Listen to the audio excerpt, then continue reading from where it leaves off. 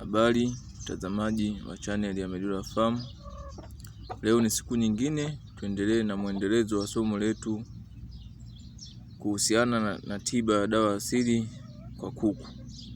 Leo mbele hapa nimewaletea mmea aina ya mlongi.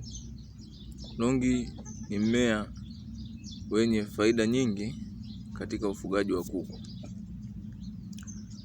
Faida ya kwanza inayopatikana kwenye mlongi, inapatia vitamini A ambayo inasaidia kwa kuku kuona vizuri kwa macho angavu. Pia huongeza uzalishaji wa mayai. Na faida nyingine ya tatu, mmea huu hutumika katika kuongeza kiini cha yai kuwa cha njano. Pia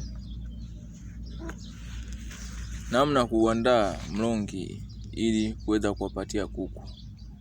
Mmea huu unaweza kuchukua, hatua ya kwanza unauchukua kwa kiwango kulingana na kuku ulionao. Utatwanga, alafu utachanganya kwenye maji, utachuja, maji yatakayopatikana utawapa kuku, watakunywa. Pia njia ya pili, unaweza ukachukua majani ya mlongi kwa kiwango unachoona, ukayakausha kimvulini kwa muda wa siku 3. Baada ya kukausha ukatwanga. Baada ya kutwanga utahifadhi kwenye kimfuko au sehemu utakayoona inafaa kuhifadhia, utahifadhi. Baada ya kuhifadhi utakuwa unachukua unga wake kidogo, unachanganya na maji, kuku wanakunywa. Na unashauriwa ninakushauri unavyoandaa mlongi kwa njia hii ya kuanika, bidi uanike kwenye kimvuli.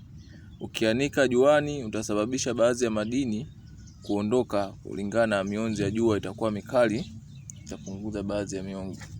Kwa hiyo njia nzuri ya kuanika milongi ni kuanika kwenye kimvuli. Asanteni sana kwa kunisikiliza. Usisahau kushare, kusubscribe, kulike na kucomment ili watu wengine wajifunze kupitia mwendelezo wa makala hizi ninazozituma kila siku. Asanteni sana.